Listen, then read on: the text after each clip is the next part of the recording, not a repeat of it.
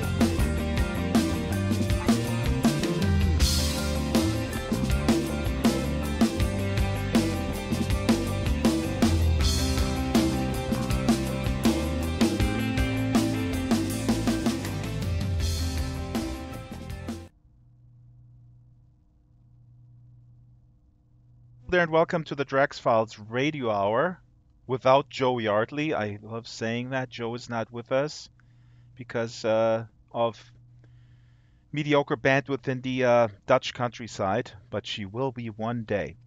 So we're here in the basement in Sansar.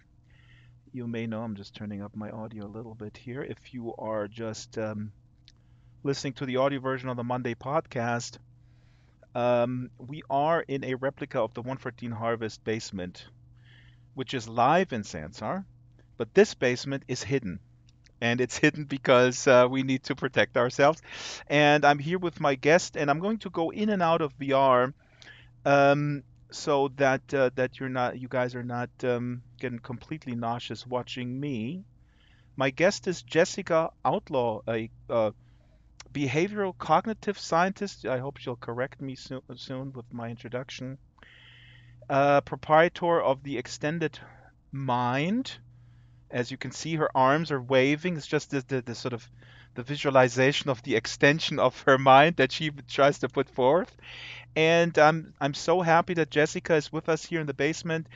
She conducted a bunch of surveys that we have to talk about harassment, about why women don't like social VR, but the harassment study is also pertaining to men, which is really super interesting. But Jessica, if you would like to add or to the introduction that I just gave, who are you and what are you doing?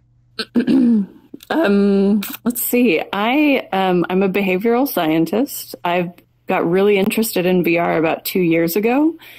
And I was, what I really wanted to do is start to bring like some rigorous, like qualitative and quantitative research methods to consumer VR. And so I've been really focused on, how do I translate my background, like my background as a social scientist, into giving people who are actually making VR useful insights about what they could be building, how to make things more immersive, more memorable, more persuasive, and then also more welcoming.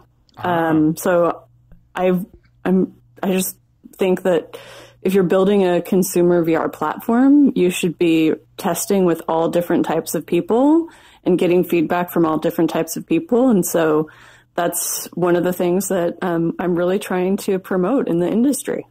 Right. So this is interesting that you say that because you are in that sense consulting the platform makers. People know that the listeners and the viewers of the podcast they know exactly what Drax is going to say when somebody says consumer VR.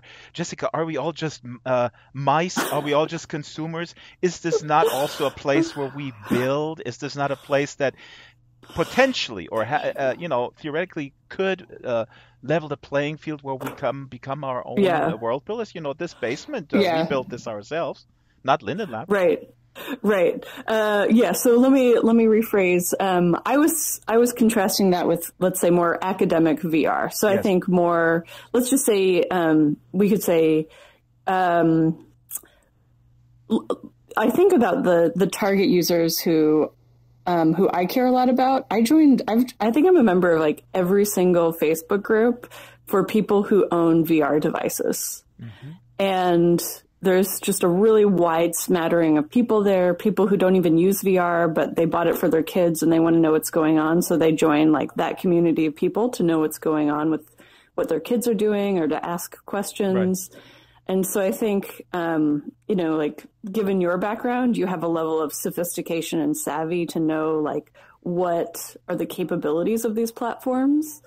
And I think it would be great if like we could expand that level of knowledge for everyone. So I would just say, the general users, the people who are owning devices, and in contrast, like there's a lot of people who are doing a lot of academic studies. Like if you read the New Yorker profile about like, are we already living in virtual reality that came out last month? Right. I mean, there's a lot of like really interesting academic work. Your half of your Twitter timeline, I think, is screenshots of that article. So are we? It was so good. Yeah. It was really, really good. So does that answer your question of how what I mean when I'm saying? Yeah. No. I just wanted to clarify that I haven't invited just sort of a shill for the industry into my basement. That would be pretty bad.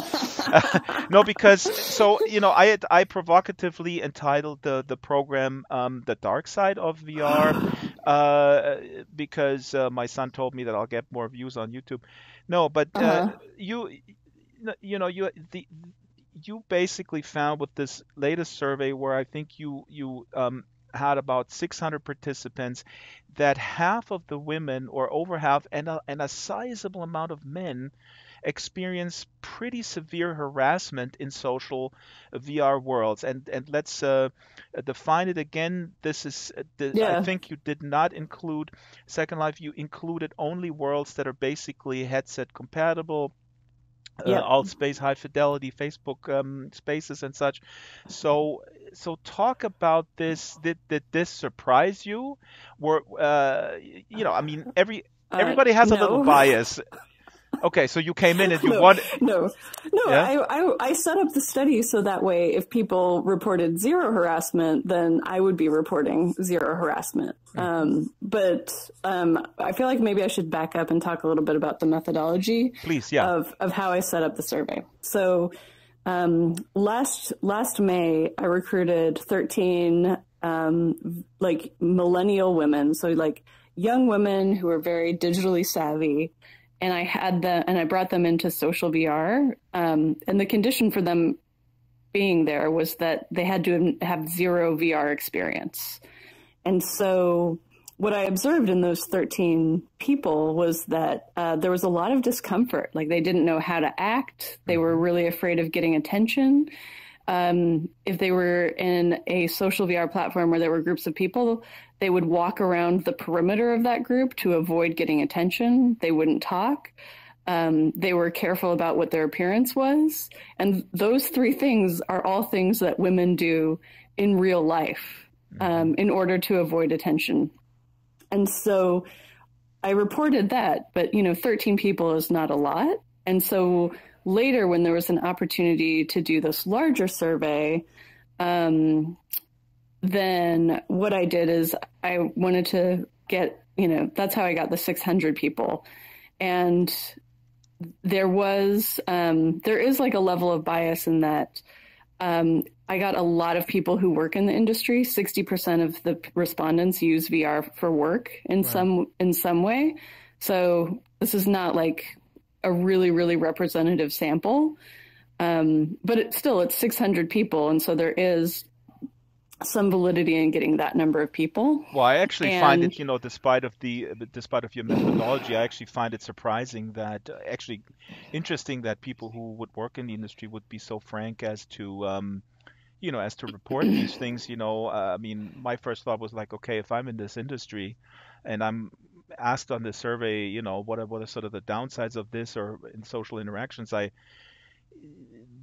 there would be the danger of that they kind of sugarcoat the the issues a little bit. So maybe they're underreporting it. Well, that's even worse than what you found. I mean, even more shocking. Yeah. So let me just talk a little bit more about the survey methodology. So I basically required that people have access to Vive, Rift, Windows Mixed Reality, or PSVR, and that they were using it at least twice a month, because I really wanted to get people who weren't like, people who had only seen mobile VR. Like I really wanted to exclude that segment. And then I raffled off the Acer mixed reality headset to try to get like incentivize responses.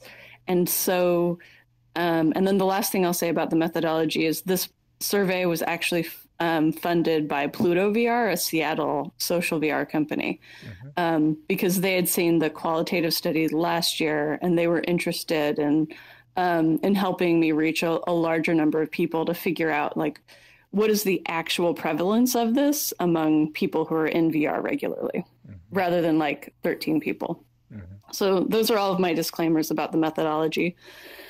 And so getting back to the actual statistics of what people reported, 49% of women reported being sexually harassed. 30% of males reported, receiving racist or homophobic comments, and 20% of males received violent comments or threats. And so really like what people were telling me is that, this is happening to them.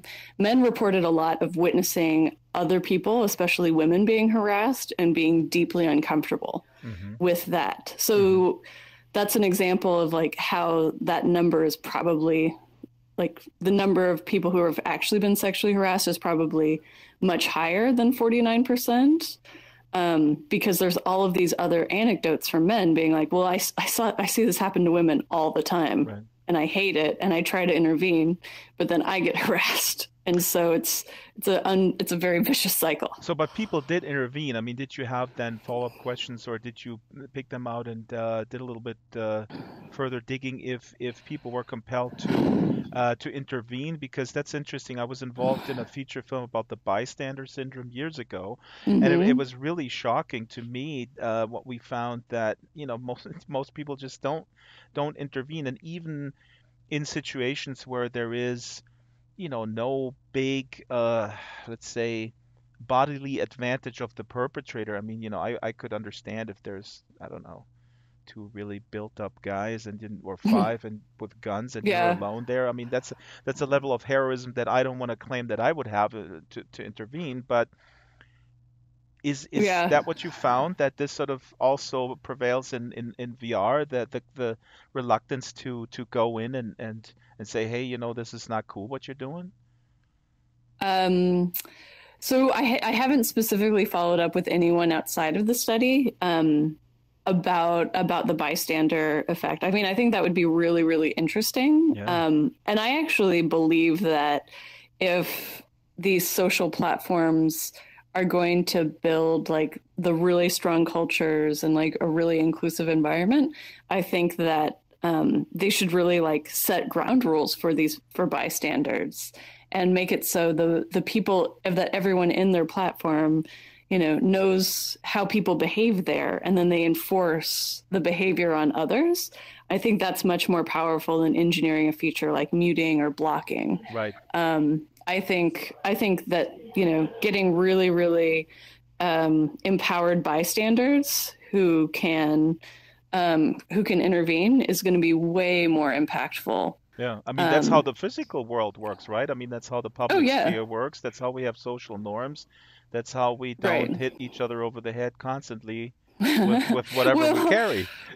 right, but I think what I hopefully like the Me Too movement is showing people is that like women are constantly being harassed on like a day-to-day basis, and it's actually it can be very invisible to large groups of people. Hmm. And so I think we can't just say like, all right, well, whatever the social norms are in the real world, let's port those directly into VR, because the social norms of the real world are actually very, very problematic. And so the things that I'm reporting on, I don't feel like are VR problems. I feel like they are larger cultural problems, Yeah. and people are carrying their baggage into VR. And so of course this is happening again. Yeah.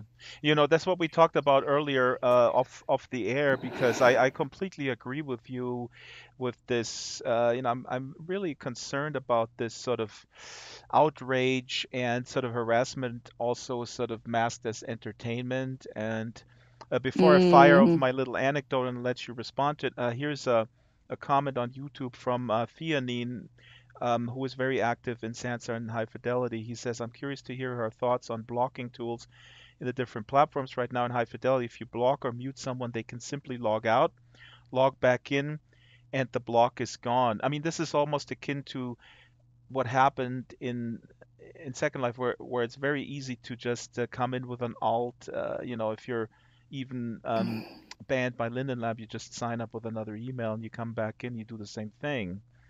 Are there Mm-hmm. any before we move to the deeper sort of what can we do and all this stuff? What can they Yeah. do? What do you think Yeah. of what's happening now? And what would you recommend? Yeah. Yeah. So I just don't see muting, blocking, or space bubbles as effective tools. Like I just don't see them as Hmm. that. And I don't really want to single out one platform for another on this. I think that there's this idea that you can try to engineer your way out of this problem, but this is a cultural problem. Yeah. And so, Oh gosh, I yeah. think Hmm. so. Someone else, Rafe Koster, gave a talk at GDC. He was like Hmm. a game designer Hmm. from you know Rafe. So he talked about how even if you linked it to credit card information, like let's say you could only create a login if somebody gave you their credit card, Hmm. he pointed out that on the average American household has 13 credit cards. Hmm. And so there's really like I just don't see how I'll tell you what I do think is going to help safety.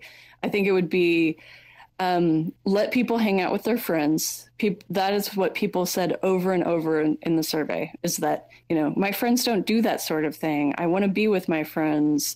70% of people, 75% of people said they mainly spend their time in solo apps.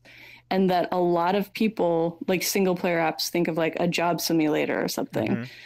or a Google Earth VR. So people are spending their time there, and maybe it's because that content is more attractive to them, but maybe it's because they also say like they're afraid of being harassed. Hmm. And so I think um, I would if I would make it really really easy for people to find friend groups, and even if you artificially assign them to friend groups and said like, here you go, this is your friend group, this is who you're going to be in VR with, that way you'll always have people online.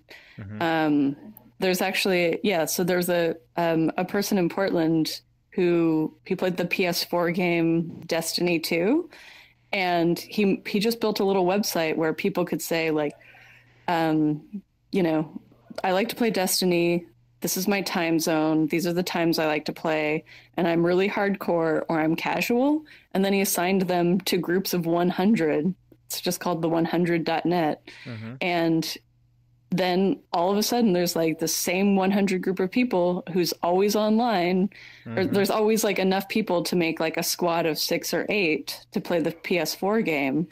And people have reported to him like everyone's really cool to each other. There's all this repeated contact. And people are becoming close friends, even though it's a completely like arbitrary assignment. Like your Hmm. assignment is based on your time zone. So, so I think I see that as a really, really good solve. Is like you give people this guarantee, like you're in this group now, treat your group really well. So I think there's Ye- that.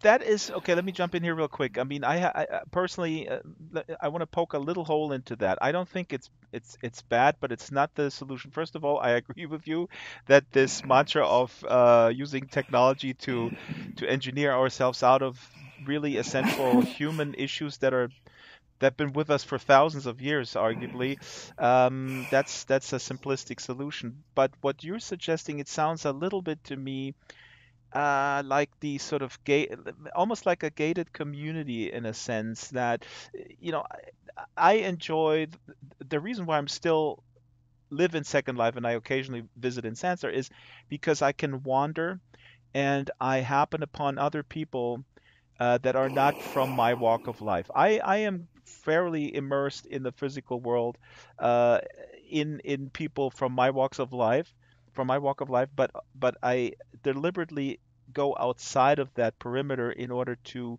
have an exchange of ideas and so on and so forth. And my worry would be if this would be sort of mandatory, I guess, built into a platform, then we kind of stifle that, you know? I mean, Mm, I think you could actually choose. Like you could make it mandatory, but I don't think you necessarily have to. I'm trying to think of what people like in terms of the data that people reported to me. People hmm reported they have a strong desire to be social in VR, and they're afraid of being harassed, and they want to be with their friends. And yeah. so, The people in in our yeah, white middle class California town that we lived in, 90% of the people moved there because they wanted to be among white middle class people and they wanted their kids to go to school with my I know I'm being a little provocative here. I know yeah, that's not what you're saying, yeah. I just see I just see a little danger there. A little self segregation happening. Self-segregation, Yeah, yeah. yeah. I think. I think that's a fair point. I think you could be thoughtful about how you create it. I think let me move on to my second point about how do you actually make cultural change happen. Hmm. So I worked with a sociologist on these past two studies. Her name's Beth Duckles, and she was a sociology professor at Bucknell before she moved to Portland. And she told me about this whole list. Like basically sociologists already have a list of ways to change culture. And so she just handed it to me one day. Hmm. And I mean, I've blogged about this before as well. So really, the things that change culture are the stories that we tell, the heroes that we have, the symbols inside of our spaces, the language that we use, the ceremonies, the rituals. Like those are all incredibly important things for changing attitudes. And so if you're creating a social VR platform and you're not considering like, all right, who are the heroes? Like what is our founding story? Like what do we want people to know that we stand for? Hmm. As a If platform you provider. Yeah, right. And if you're not in control of that narrative, That's a good point, yeah. then what's going to happen is like the existing culture that people are already a part of is going to just dominate. And I hope. so, Sorry, I'm jumping on you. That's no, very go rude. ahead. It's very rude for me to do this in VR, and it's also rude to you have a headset on and I'm cheating. I have my Oculus on my forehead. Just I'm monitoring the YouTube stream. This is a very good point, and you know, this reminds me. We were in VR chat and with my co-host Strawberry Singh, where we do the Atlas hopping here in Sansa, and we went to VR chat, and it became this self-fulfilling prophecy of we were just inundated with very immature people who were just doing all sorts of crazy stuff. It wasn't completely nuts, but basically, I felt exactly the same way. I said, you know, the platform provider is not cannot be responsible for every jerk that comes to their world, but if they don't very strongly take a stand, then they let that narrative be defined by the jerks. And I think I expressed that Hmm. on Twitter, and then VRChat actually blocked me, the official account, which is interesting. So I want them to succeed. I want all of them to succeed. I talked to the VRChat guys years ago when they just started, and they were very enthusiastic and they had much success, but it's not easy. And so I think Hmm. the platform provider cannot just sort of Yeah. cop out of So saying like yeah, basically, yeah, we're not yeah, responsible for how, yeah. we're basically making high percentage alcohol, but we're not really totally responsible for people throwing Yeah. bottles at each other. I want to, yeah, it's like I think we should now talk about the bystander effect Yeah. because if your users, if the people who are inside of your platform are told explicitly like these are our norms, this is how we want people to behave, Yeah. then that means your users become the enforcers. That Hmm. means like let's say there's somebody in your world who's just this phenomenal like let's think about who would be a hero in like Sansar or Yeah, like me. in That's yeah, pretty okay, you're clear. a hero. Let me put the Yes, camera to clearly. So we talk myself here. about so we talk about Drax as like he's the hero. This is what he's doing for the community. This is how he's like promoting these platforms. This is his history in Second Life, and then by talking about you as the hero, then that's like you want to put the attention on people who are doing really really good things and you want to encourage more of that because also if you put all of the attention on the people who are doing bad stuff in the platform then you're going to get more bad stuff because that's what gets the attention. Right. And so and so how do you empower the bystanders? How do you get people telling the stories of like, all right, this is how Drax started out and this is what Drax is doing now? How do you get people to, Oh my God, I just to got this like, fan email this morning where a guy told me, and I'm gonna respond to me. He said, Drax, I love your Second Life documentaries, but now you're doing such juvenile stuff with Atlas hopping and Sansar. You got to be very careful of your public image. And go like, dude, I am a 14-year-old inside. You didn't know that? I'm sorry. No, I'm sorry. Go ahead. You're making really, this is really um, important points. Yeah. yeah, yeah. So yeah, I don't think that like having live moderators is going to be, I mean, that would be nice, but just from like I don't think it's as practical as setting really, really strong social norms, saying, this is who we are, this is what we do here, and this is how you have to act. And if you don't act like this, then everyone will tell you when you're acting out of line. And either you can start acting like the way that we act here, or you can go to another platform. And so I think I think that is the true solve for harassment is you come up with new social norms and you use that sociology toolbox, the Hmm. stories, the myths, the rituals, the heroes, the symbols, the language, and you use everything in that toolbox. And if you've spent like a certain number of hours or you've contributed some way to the community, you get some type of recognition or you get to go through a ceremony. Or Hmm. like when I think about like when I first went to college, um, we had a ceremony at the beginning of the year where all the first years walked through the doors of the library, and then when we graduated, we walked back out through the doors of the library. So the library doors were only open 2 times a year. Hmm. I mean, there were other entrances, but like the main ceremonial doors, and so it meant something. And so it's a really really simple thing, but just the reason I bring it up is because it's like small ceremonies like that can be really meaningful and people can talk about it afterwards. Yeah. And and then they can feel like, all right, we're part of this group now. We walked through the library doors. That means something. And so really, how are you creating those experiences for your users and how are you telling them you know, this is who we are, this is what we do here. Hmm. This is well said. This is a little bit like, like also motivating children, or teenagers for that matter. I don't want to always confine it to young children, but this is a very positive way of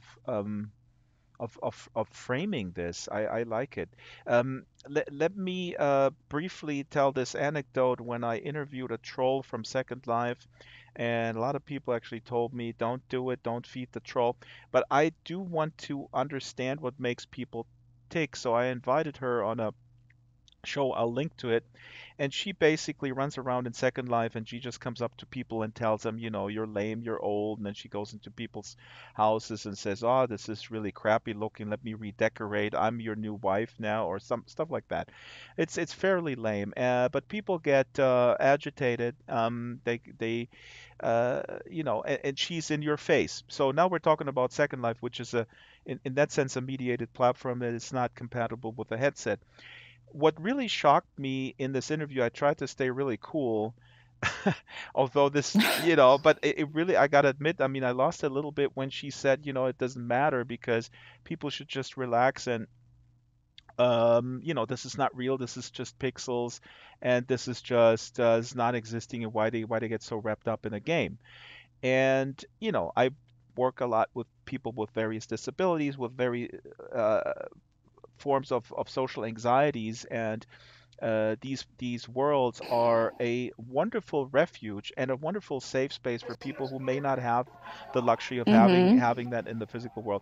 So I Yeah. do find the sort of harassment as sort of entertainment and fun. Like you said earlier, I put it in the category of not a problem that originated with social VR or even the internet. It's something that's sort of inherent in us. It's getting more and more as a sport, which is really worrisome.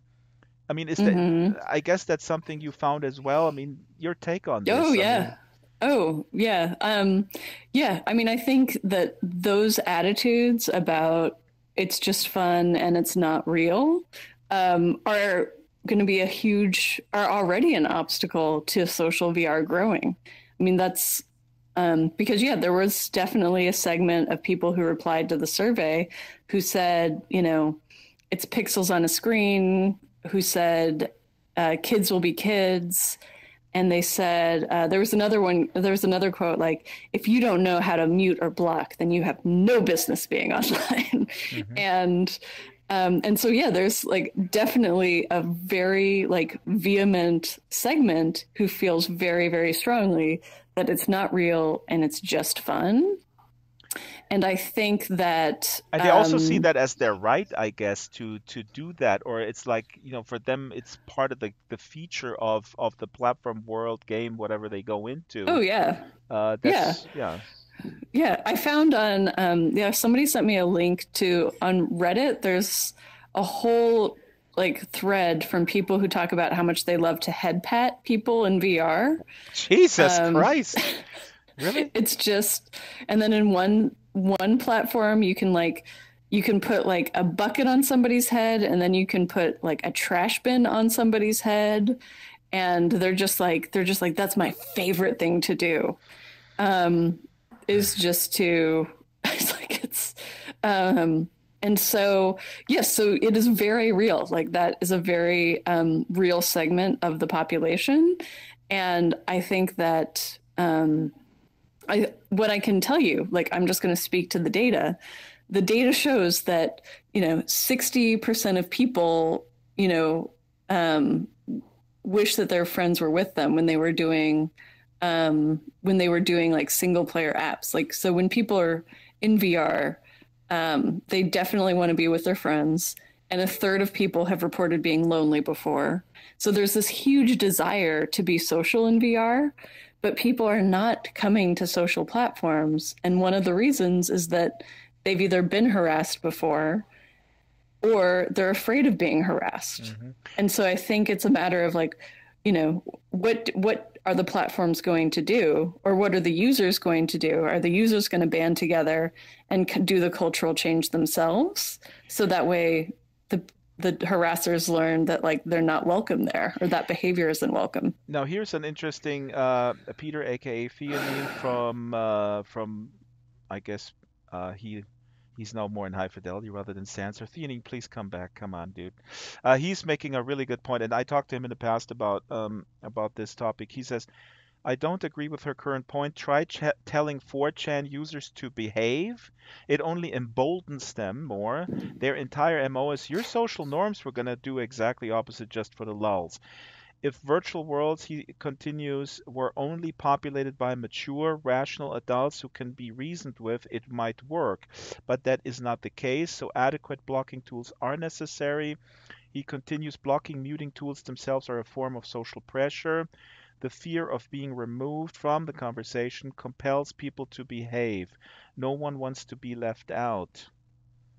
I Mm, guess, I mean, in severe cases, that could be then the last yeah. resort, Yeah. or Oh yeah, I mean, I wouldn't necessarily advocate that like platforms remove their muting and blocking tools. I just don't see them as like that the overall fix. I think they're a temporary solution that's good, but I think in terms of what's going to solve harassment overall, it's also interesting that he brings up 4chan because there's it's like a site on the internet where nobody where let's say I never go to 4chan, and so maybe there'll be places in VR where it becomes the 4chan of VR, and then you know people will know like, oh, that's the 4chan of VR. I'm going to go there, or I'm going to go somewhere else. hmm And so, um, and so maybe that's it. Because yeah, I think I I mean, think given the hostility that they had towards me, even in answering my questions, I didn't even include. I haven't even said all of the things that they told me hmm to go do when they answered my survey results. hmm um, so yeah, I mean, I don't think that it would be necessarily easy to change their behavior. Um, but I still think that if you want to create welcoming environments, there needs to be more than what's currently available. hmm Again, I mean, I completely agree with you with the friend aspect of it. Of course, people are very lonely and they're looking for friends. So here it becomes the catch-22. You already talked about offering easy tools to find people. Actually, Jesus, who is in the chat, he also says that. He says that that would be great. He mentions, that's funny. He says, okay, I'm going to scroll back here. Jesus says, one thing I saw and wish Linden Lab went more into was that in Second Life you can type your interests, and if you were to randomly look at a person's profile, you could see what you and another person had in common. I wish they could do something like Tinder where you can match people by what you believe instead of trying to hunt them down, which is hard. Finding in a cell is such a large space, and everyone has different Mm-hmm. time zones. And yeah, I mean, I agree. On the other hand, I actually find in Second Life, I find it fairly easy to find groups. You just type it in the search, and then you just go there. You have to be proactive. Maybe we should just Yeah. have welcome areas that are somewhat staffed with mentors or greeters where it's a safe space. Yeah. I mean, in Second Life, the welcome areas are now exactly the opposite, where people hang out to just sort of, pick off the noobs coming in, fresh meat, basically. So I mean, that would be something. Yeah. Well, I Yeah. mean, yeah, it's interesting. Who was the person who asked that? Not Jesus. Who was the person that brought up the just like the 4chan Yeah, that question that just came up? that's Theanine, a wonderful content creator, and you should meet up with Mm-hmm. him in Hi-Fi. Okay. He's wonderfully talented, and we talked a lot about how he got immediately harassed also in VR chat, and terrible stuff. Yeah, go ahead.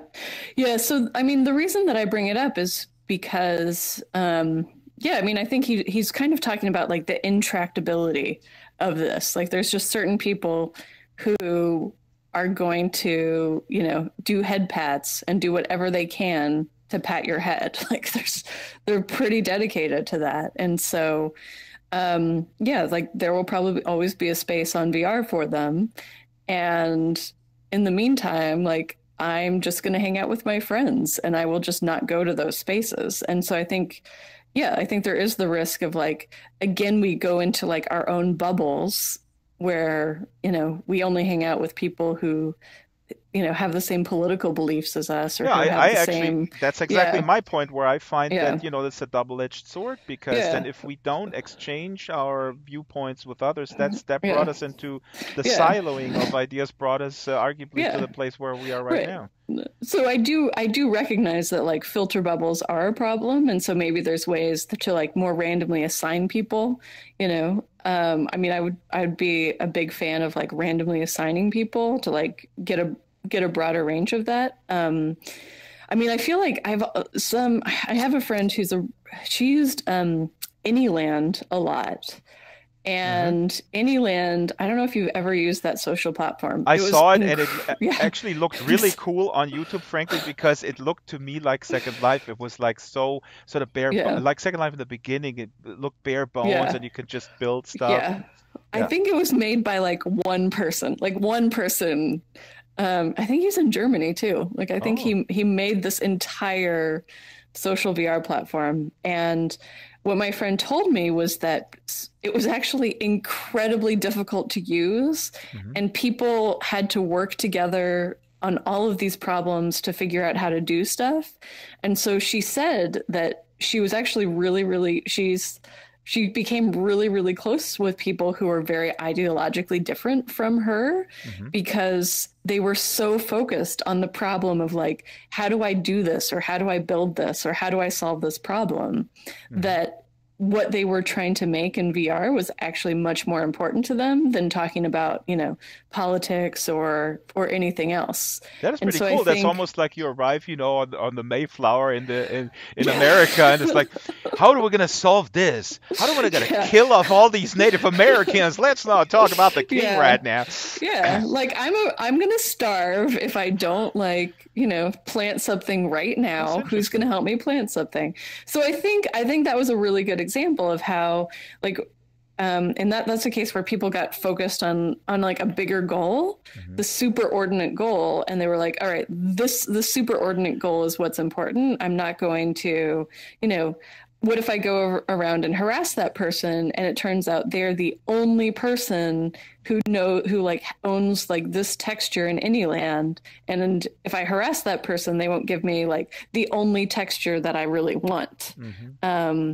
And so I think it I never spent enough time in any land to like, so this is just me telling an anecdote, but it seems like if you create an interdependence among people, then and everyone is seen as being a valuable member of the community, that If would be you want another way. to if you want to come in as if your incentive is to kind of rise in that community or be accepted. Again, I mean, I'm not obviously not asking you for the magic answer to all this stuff because, like we have already sort of determined, this is an issue in the physical world where it's incredibly difficult sometimes to work with people who are just out there to disrupt and destroy, and oftentimes there's some deeply deep underlying issues that when you become the psychiatrist for everyone, then I try to do that sometimes, but it's pretty and nobody pays me for it. um, but it actually works. We had, for example, also a woman here, I'm not going to name her name.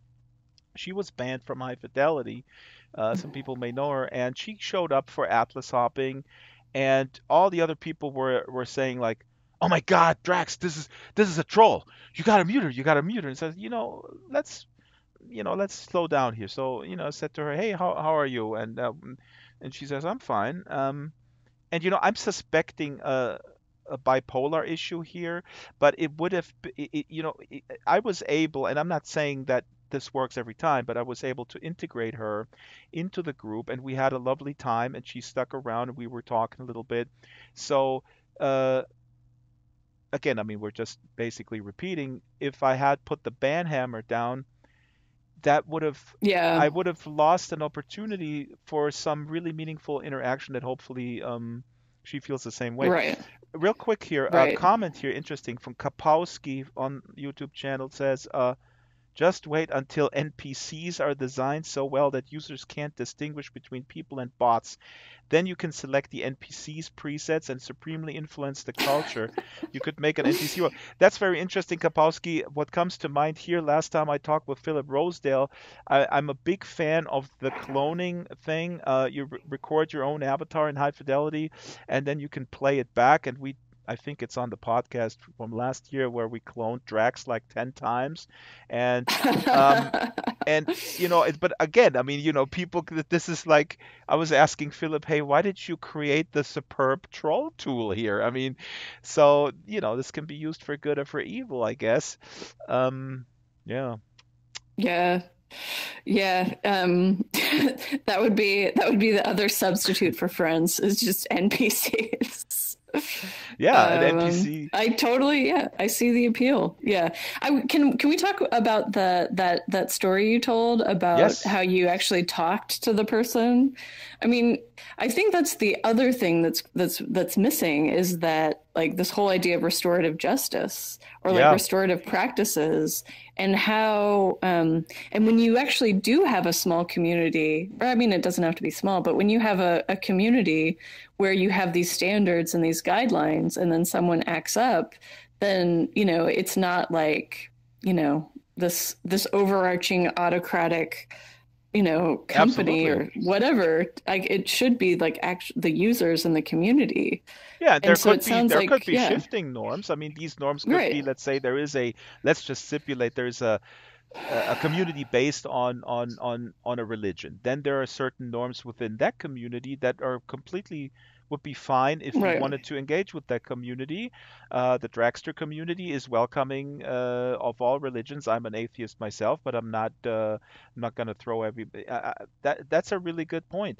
I also wanted to add real quick that this interaction with this quote unquote troll, as she was labeled by the others, who were just afraid to, we came here to have a good time, and now she shows up. That is something I think as a parent, I guess you learn on the job that authoritarian, punitive responses, yeah, they're not always the right tool. And right, so I would say, right. I'm not particularly or better equipped to use those, but being a father, I think I did learn that on the job, that you need to Yeah. vary your responses depending on the situation.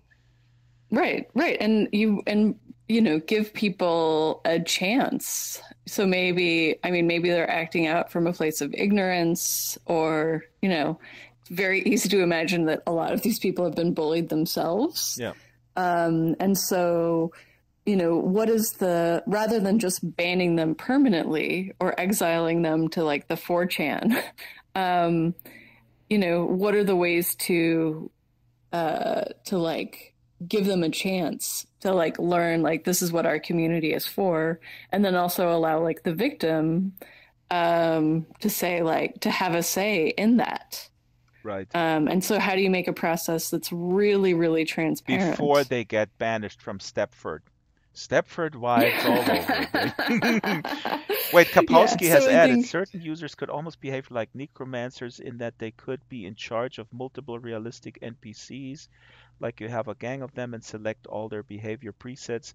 Kapowski elaborate a little bit on that. I'm not quite sure I understand. Um, oh, uh, that it seems like he's talking about how you could easily form a gang inside of a platform. yeah. That's how yeah, that's pretty frightening.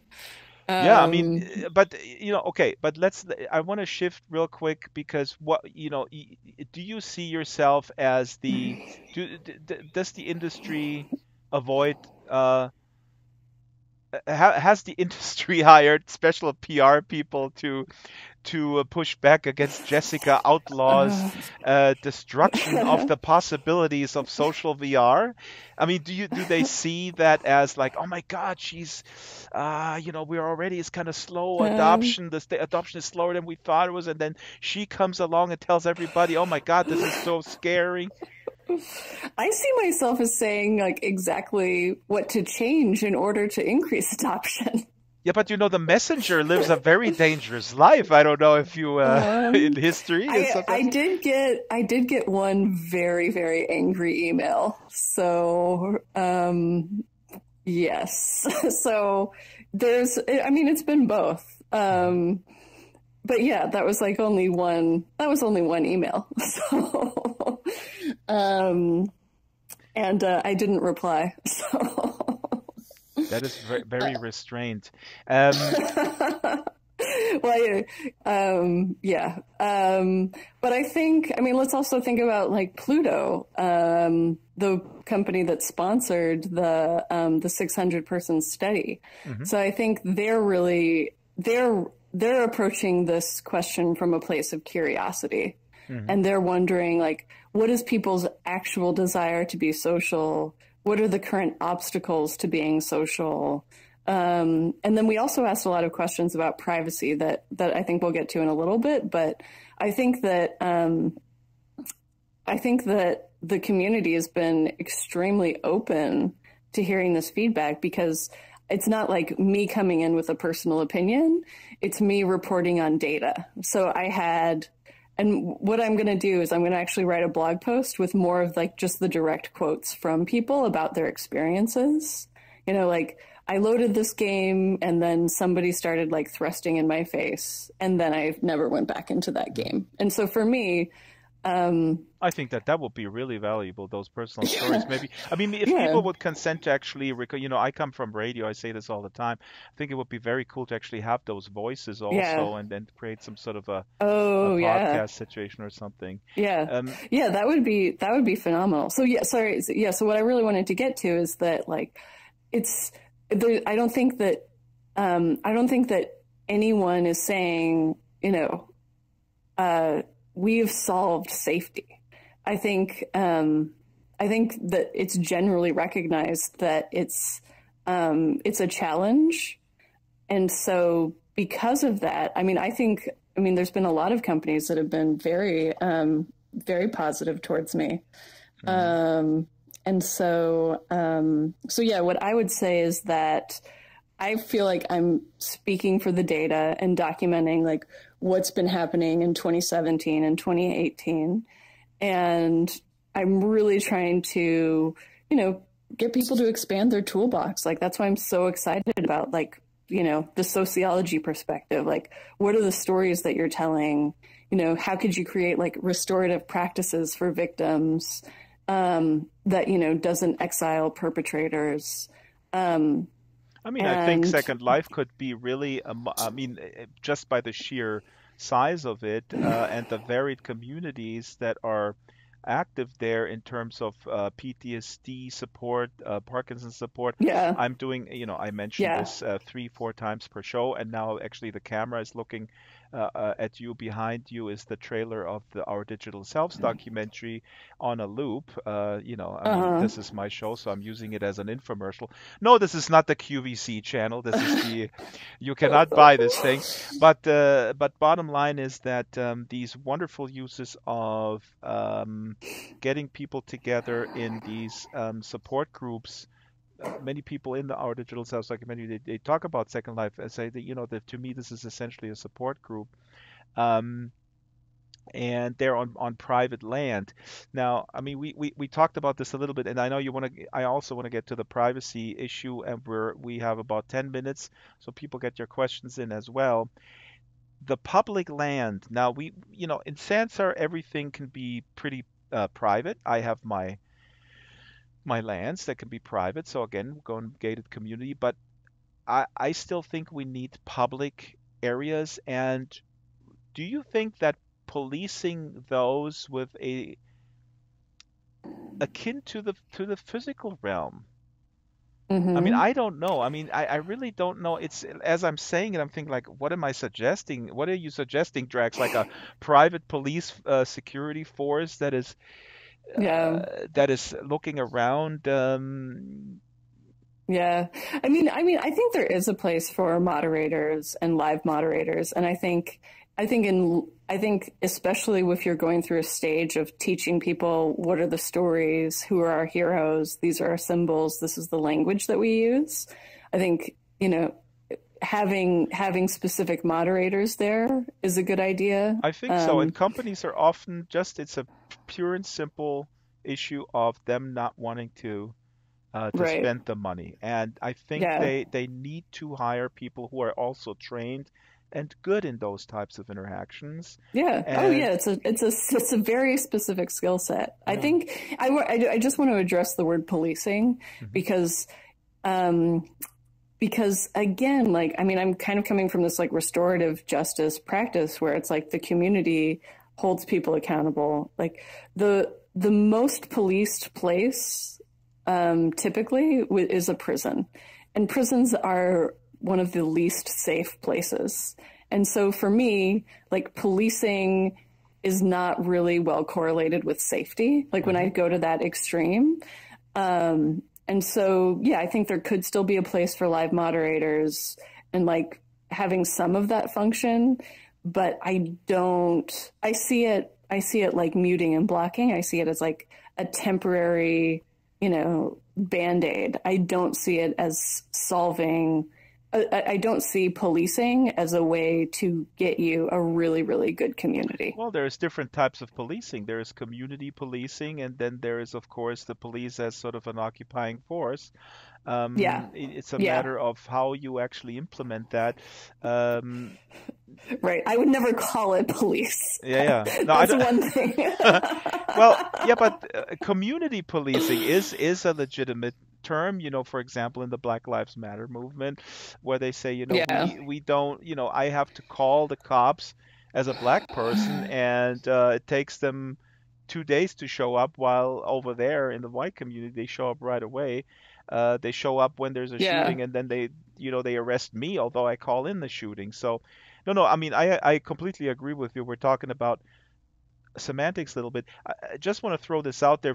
Philip Rosedale, who I have tremendous respect for, said something that I disagree with. I was on a panel with him over 10 years ago, it was, where he said, well, and I think he said this many times in other occasions, the community will solve it, and if somebody shows up in our community, puts a swastika flag in the window, the community will not stand for it. Um, of course, that I just think that is very simplistic. A viewpoint. I don't think that that is necessarily the answer either. I'm not saying that you're saying that. I just want to throw out another anecdote. Oh, just this whole. I don't spend enough time. I do spend time in high fidelity. I've never like encountered anything like that. Um, but I think what It's I too will small. give, He was talking about yeah, Second Life, yeah, and in Second Life that does happen. But the biggest problem, and yeah, we talked about that too, is that in Second Life the biggest problem is that when you are a renter of space, mm-hmm, it's just like in the physical world. When you're a renter, I mean, it depends on what kind of landlord you have. And if in Second Life you have your own sim and mm-hmm, your own place, your own island, then that's not a yeah, problem. And I heard people say like, "Oh, why do people always complain about that in Second Life? Why don't you just kick them out?" And say, if you just rent a little parcel, you don't have those powers to even lock the door or remove offensive content that somebody puts in front of your door, let's say. yeah. I just went So back in what's VR. I think what's how we were talking about the bystander effect earlier. Yeah. So I think like I interpret Philip's comment as Jessica, your saying arm like, looks very strange. It is "Oh, offensive to really? me, and I think you're harassing me with your. What was I doing? Were my trackers not working? Yeah, yeah, no, the typical Um, thing when one tracker goes to the other side. oh, that's weird. It looked normal to me.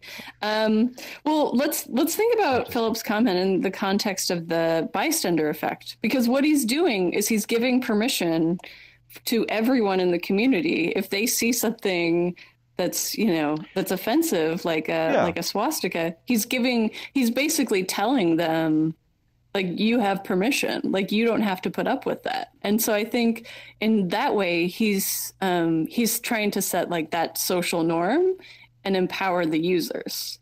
Yeah, yeah, yeah. So That is true. so I think I need to put this in context because this was over 10 years ago, and the last time and Philip, I think, also grew tremendously, and that's why he is an important leader in the space because he has so much experience with what worked and what didn't work in Second Life with human interaction.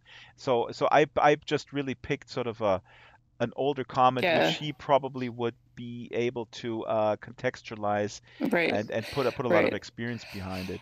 Right. And also We, if we had somebody from High Fidelity, or like a big High Fidelity, user, a hmm power user, a hmm hero even, mm. they could talk more about their, like, I just don't have enough High Fidelity anecdotes off the top of my head I'm gonna to get be like, someone is in that here. true? Is that not true? I Yeah. have a power Yeah. user who lives literally 5 kilometers from me, Yeah. interestingly enough.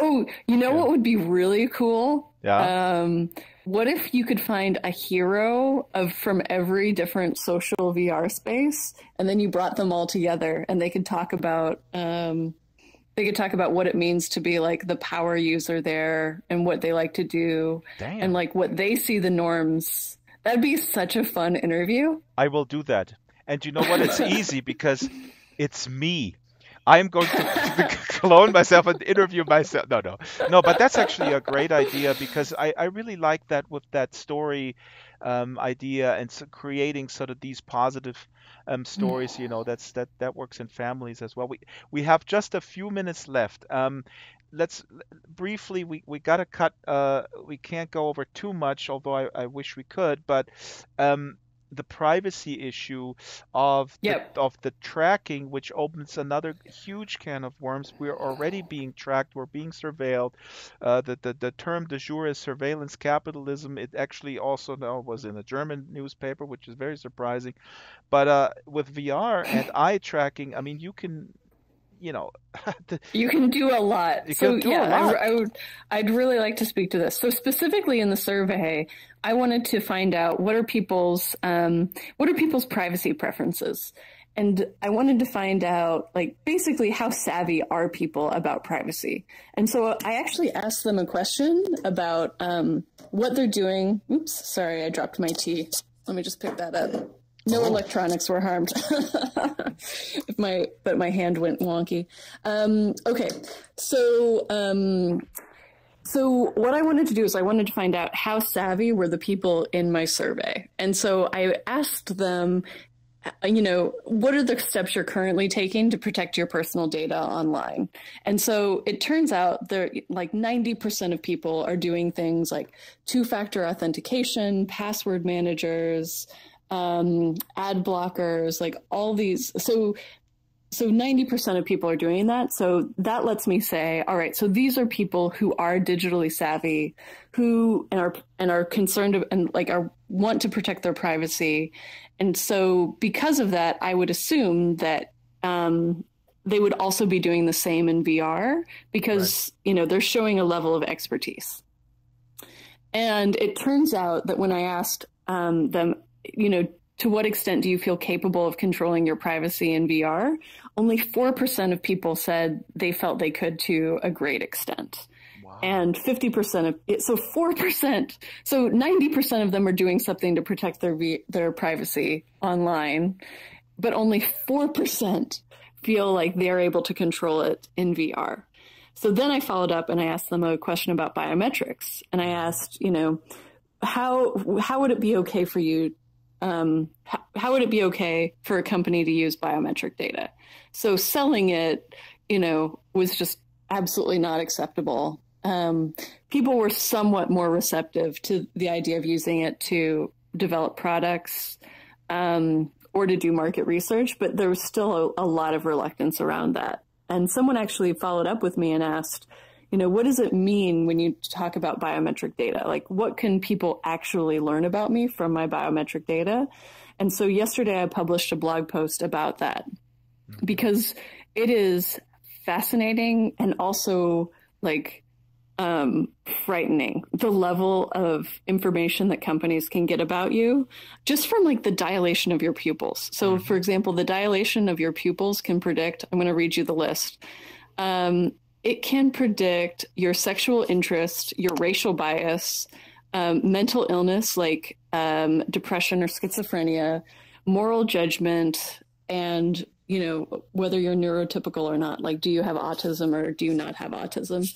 And so these are all very like involuntary things that people, would probably not explicitly be communicating about themselves.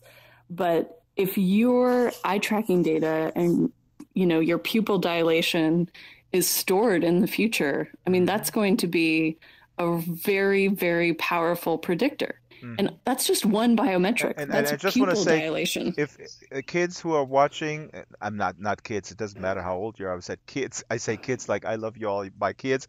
But if you're now saying like, yeah, well, what do I care? Think about that data being then funneled to the healthcare industry, to your prospective employer, to all sorts of insurance companies. It might prevent you getting a loan for a house or whatever because the Right. um, likelihood of you becoming mentally ill, and you can't pay back the loan. Gattaca comes to mind, one of my favorite Right. science fiction Right. movies, where Ethan Hawke is Right. not, due to his genetic makeup, or his likelihood of having a genetic disease at a certain age, he cannot become an astronaut.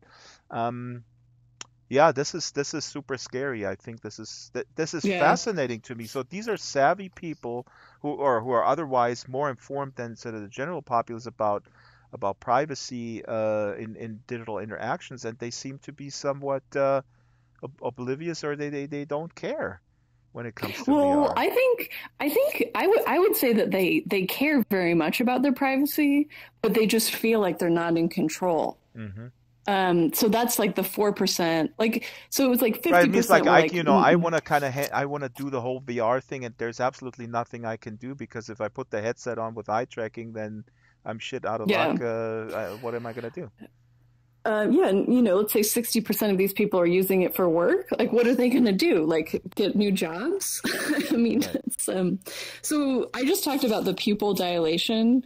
I would really ask that people read the privacy blog post. It's called "How Can My Biometric Data Be Used?" I put it on Medium yesterday We're gonna because link I to it talked on the about Monday show yeah, because this is on the yeah. podcast. Yeah. But yeah, so I talked about one biometric data feed. There's actually 7 more. So eye tracking can be used in combination with pupil dilation, face tracking, EEG, EMG. So, I mean, these sensors aren't all built in right now, but I think I think we can assume that they can be built in and everything's going to be cheaper and lighter and easier. And so, like, Hey. I think we all have to become advocates for our own privacy and make sure that companies aren't storing this data against our will or against our knowledge. And we need to be really, really aware of, you know, if companies or governments can protect our mental states, But the that's candies, not going to be good. but the candy is so tasty. I reread Brave New World, and I mean a lot of people have said that in the light of sort of today, if you read these sort of classic dystopian novels, and everybody talks about 1984, and I and many others would say that actually Brave New World is much more accurate because I mean what's basically depicted here is that we welcome general population welcomes the authoritarianism because the product that they're peddling is just so enticing. Also, of Yeah. course, sorry Jessica, but every show I need to mention how many books I read. So I need to mention again, you guys need to read. I know it's massive. Infinite Jest by David Foster Wallace, which depicts there's so many crazy stories in there, but one thing is at the core of the story of sort of the thriller part of the story is a videotape that is just called de-entertainment in the story, and people watch it and they get so consumed by it that they forget to eat and drink and then eventually die. I mean, the whole book is a super awesome satire. It's really crazy, but this just reminds me of what you were saying, that we're Yeah. just getting so sucked into it, um, that we just forget every sort of Yeah. normal warning signs coming on, I guess. Yeah. Yeah. God, It's you turned me into the skeptic. I was like all about the possibilities, and my movie is so positive, and now I like the positive. I can't wait to watch your movie. Like I'm also really positive, I might especially not about even like be able to the watch it myself learning. because after talking to you, I'm gonna go to Ireland, unplug completely, set my phone on fire, buy an acoustic guitar, and become a shepherd. Um, I mean, if that is the choice versus like letting a company or like your boss like get 100% access to all of your internal mental states, Yeah. um, be able to like predict your emotions. Yeah, in the blog post, I talk about how easy it is to predict just based on certain muscles in the face: anger, surprise, fear, joy, sadness, contempt, and disgust. No one will be able to fake it anymore. Yeah, yeah, no, absolutely, Um, absolutely, and so that's absolutely. well, I'll be turning. We can do that, or we can become shepherds. Yeah. I think the choice is clear now. You heard it here first, guys. Just unplug right now. Just get a good old-fashioned tin whistle. You can get Yeah, that at every Irish pub in yeah. town, and Or you become an advocate, a privacy advocate, yeah, and you just let companies know, like, do not store this data about me. yeah, it's too hard. I rather become a curmudgeon. Uh, wait, I am one? No, but well, Jessica, this is actually now we could go on forever. And I'm going to link this on the when the podcast comes out on Monday. I'm going to link to this because the name escapes me now. There was a company, and it was founded by either two students at USC or some other university, that can detect through your webcam. That's their business. They're selling this to advertisers, how people react to the ad. So where, what at what second or Oh yeah. millisecond they basically are sold, oh my God, now I'm gonna buy it. So that advertisers can just more accurately tailor that, and that is, to me, I mean, this is like Clockwork Orange. It's all Oh this, yeah. it's Yeah. crazy. Yeah. Yeah. I want to plug one thing. Yes, please. I partnered with a developer in San Francisco named Clarama Dorvilius, and she created a debiasing experience. Mhm. So it's called Debias VR. It's going to go on the Oculus store later this year. We got funding via Oculus Launchpad to make this happen. Oh, that's But awesome. Hmm. it is a anti-racial bias training. Right now, it's designed for public school teachers, but Clorama is exploring like ways to use it for job interviews and other anti-biasing things. So I think we've been talking a lot about like, state of harassment, cultural issues, these larger things in ourselves. I do want to like plug that because I think this is another way that we could be using VR, which is This like is to deliver wonderful. trainings. And so, yeah, so it's debiasvr.com if you want to learn more. And I'll be tweeting about it once it goes live in the store. This is really cool.